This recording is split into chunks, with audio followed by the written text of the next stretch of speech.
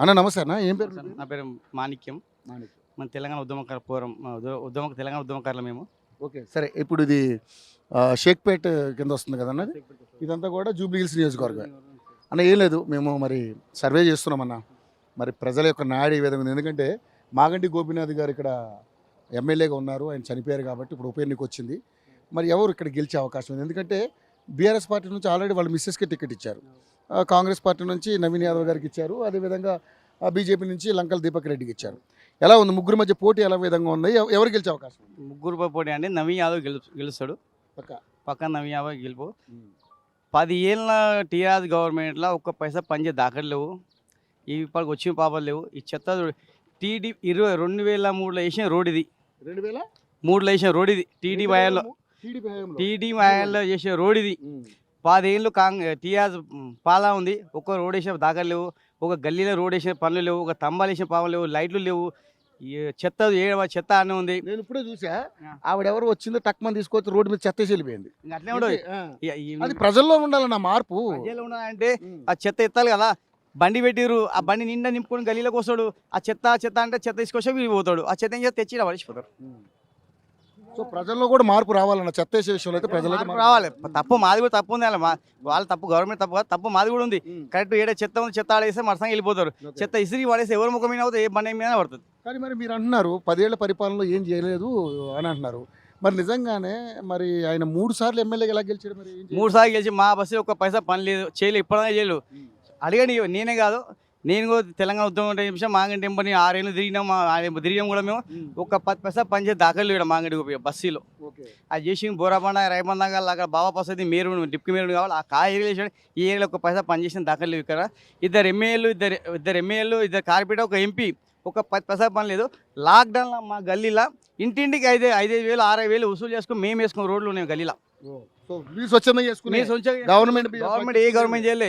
TD పీరియడ్లో చంద్రబాబు పీరియడ్లో road వేసిన రోడ్ ఇంతవరకు చెరువు, ఆ చెరువు కానీ రోడ్డు కానీ టీడీపీ పీరియడ్లో విజయరామారావు ఎమ్మెల్యే ఆ పీరియడ్లో ఈ రోడ్లు ఇవి. ఇప్పుడు ఏ రోడ్లు ఏ గల్లీ మెట్లు కట్టి ఇప్పటిదాకా ఓట్లునే కాబట్టి వాళ్ళు గుద్ద కూడా కడతారు, వాళ్ళు మూతి కూడా కడతారు. ఇప్పుడు ఓట్లు అయిపోయినాక గద్దె ఎక్కినాక వాళ్ళు ఎవరో తెలియదు, ప్రజలు ఎవరో తెలియదు వాళ్ళకు. అదే ఉంది పరిస్థితి. ఓట్లునే వాళ్ళు గుద్ద కడతారు, అయిపోతారు. కేర్ కూడా మాగంటి గోపి ఎంబడి కళ్యాణ లక్ష్మి చెక్కులు ఇచ్చేటప్పుడు మేము ఎంబడి పోతే కూడా ప్రతిరోజు ఆయన ఎంబడి మేము పోయినాం. ప్రతిరోజు ఎవరు అన్న ఏ బస్సు మీద వాళ్ళు బీజే నగర్ అంటారు. మా సాయంత్రం మీరు ఏ బస్సు ఎక్కి వచ్చినా అన్న మీకు పొద్దుగా చెప్పిన అంటే మళ్ళీ మా సాయంత్రం మళ్ళీ ఆడతాడు, తెల్లారి మళ్ళీ మీ ఏ బస్సులో ఆడతాడు. అసలు పరిస్థితి అయినది. సో ఇది ఈ 10 ఏళ్లలో చేసింది ఏం లేదు. మా బస్సులో మరి ఇప్పుడు నవీన్ యాదవ్కి ఇంకా తంబాలు బీజేపీ ఆయన మేము తీసుకునే తంబాలు ఇవి. 2014 పెడితే 2018 వచ్చే తంబాలు ఇవి. అవి నేను వికే తమ్మాలు, నేను తీసుకునే తంబాలు. ఒక్క తమ్మని లైట్లు లేవు, టీఆర్ఎస్ గవర్నమెంట్ ఏ పని చేయలేదు మా దగ్గర. మరి ఇక్కడ ఏంటి ఇంకా ప్రధానంగా ఉన్న సమస్యలు ఏంటి? ఇక్కడ మస్తున్నాయి సమస్యలు. గల్లీ పక్కకు ఒక హాస్పిటల్ ఉంది, ఈ స్కూల్ మనం డిసెంబర్ ఓపెన్ చేసారు, 3 నెలలు కట్టిరు, పిండి మిమ్మల్ని తీసుకొచ్చారు, ఆపేసారు. పిండి అవతల హెల్త్ హాస్పిటల్ 10 ఏళ్ళ 2090 ఓపెన్ అయింది, 2010 బంద్ అయింది. అది ఆ రోజు ఇప్పుడు లేదు. ఒక స్కూల్ లేదు, ఒక హాస్టల్ లేదు, ఒక హాస్పిటల్ లేదు. మా బస్సు పిల్లలు పక్క బస్సులో చదువుకుంటారు పిల్లలు.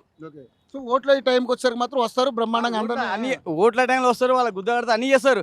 ఓట్లు అయిపోయినా ఒక వచ్చి దిక్కుదేమా లేదు, ఒకడు వచ్చి ఎమ్మెల్యే పలకేసిన నాయకులు లేడ. సరే, మరి ఇప్పుడు మరి మాగంటి గోపీనాథ్ గారు వాళ్ళ మిస్సెస్కి టికెట్ ఇచ్చారు, మరి నవీన్ యాదవ్ గారు కూడా గట్టి పరిసరే, ఎందుకంటే ఆయన కూడా అందరికీ ఇక్కడ పరిచయస్తుడే. మరి ఎట్లా ఉంది పోటీ? ఎట్లా ఉంది పోటీ? అంటే నవీన్ యాదవ్ గెలపని మేము అనుకుంటున్నాం, మా ఆలోచన. బీజేపీకి అంత ఏం లేదు, కానీ నవీన్కి వీళ్ళిద్దరికి పోటీ ఉంటుంది. మా టీజేఎస్, మా కోనరామ్ సార్ ఎక్కడ సపోర్ట్ అంటే వాళ్ళకి మేము ఓటేసాం. కోదండరామ్ గారు కాంగ్రెస్ పార్టీలో కాంగ్రెస్ ఆయన అక్కడే మద్దతు, మేము ఇక్కడ మద్దతు తప్పదు కదా, అట్లా మేము చెప్పేది. సో మొత్తానికైతే నవీన్ యాదవ్కి అవకాశం చేస్తాడని నమ్మకం ఉందా? చేస్తాడని నమ్మకం ఉంది. ఆయన లేకున్నా వాళ్ళ ఆయన బస్సులో కొన్ని పనులు అప్పుడు చేసిండు. ఏ పదవి వాళ్ళతో అందరూ సహకరించుకోలే, చంద్రబాబు వాళ్ళతో సహకరించుకునే, టీఆర్ఎస్ కూడా వాళ్ళతో సహకరించుకునే ఒకప్పుడు. సో ఇక్కడ ఏదైనా డెవలప్మెంట్ అయ్యిందంటే చంద్రబాబు ఉన్నప్పుడు తప్ప మళ్ళీ లేదు. పీరియడ్లో తమ ఏ పని చేయలేదు. అది బొందగడ మోసుకపోయింది. ఆ బొందగడ ఒక లైట్ లేదు, ఒక బోరింగ్ లేదు, ఒక లేదు.